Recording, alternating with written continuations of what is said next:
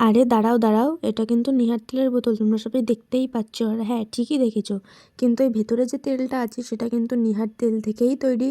কিন্তু কী তেল সেটার নাম আমি এখন জানি না, কিন্তু তেলটা ভীষণ উপকারী। তো তোমরা যদি দেখতে চাও যে আমি তেলটা কী কী থেকে বানিয়েছি, তাহলে আমাকে কমেন্ট করো এই ভিডিওটাতে, আমি পরে কোনো ভিডিওতে তোমাদের দেখিয়ে দেবো। তো চলো উপকরণগুলো বলা যাক। তোমরা তো জানো যে এই পুজোর সময়, দুর্গাপুজোর সময় আমি চুলে বোটক্স করিয়েছিলাম, তো ওই ট্রিটমেন্টটা হয়তো আমার শ্যুট খায়নি, তো তার জন্য আমার ভীষণ চুল উঠছিলো, ভীষণ ভীষণ ভীষণ মানে ভীষণই, মানে কিছু বলারই নেই। মানে আর কদিন পর দেখা যেত যে আমি টাকলা হয়ে যেতাম। তো সেই জন্যই কিন্তু এই তেলটা আমার বানানো।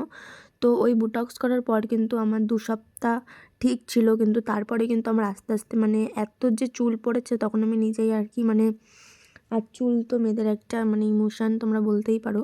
তো সেই চুল যদি পড়ে যায় টাক দিয়ে, তাহলে কি আর ভালো লাগে? তো তার জন্যই কিন্তু আমি একজনের কাছ থেকে শুনে এই তেলটা আমি বানিয়েছিলাম।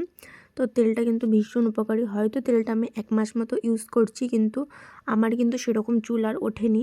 তো তোমাদের যার যার এরকম প্রবলেম আছে, তারা কিন্তু এই তেলটা ইউজ করতেই পারো। এটা কিন্তু ভীষণ সুন্দর, মানে খুব ভালো তেল। মানে এটা হয়তো ঘরে মানে বানানো, কিন্তু ভীষণ ভালো তেলটা।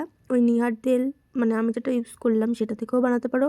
আবার উত্তম যে তেলটা আছে মানে সবুজ বোতলি নারকেল তেলের মতোই, ওটাও তোমরা ইউজ করতে পারো। তো দুটো দিয়েই কিন্তু খুব মানে হেভি ভালো হয় তেলটা। তো তেলটা যদি তোমরা বানানো দেখতে চাও, তাহলে আমাকে এই ভিডিওতে কমেন্ট করে দিও। তো চলো আজকের মতো টাটা, আর দেখা হচ্ছে তোমাদের সাথে নেক্সট কোনো ব্লগে। ততক্ষণ সবাই সুস্থ থেকো, ভালো থেকো। আর ফেসবুক থেকে দেখলে একটা ফলো আর একটা লাইক করে যেও, আর ইউটিউব থেকে দেখলে প্লিজ একটা লাইক একটা সাবস্ক্রাইব করে চ্যানেলটি করে দিও। তো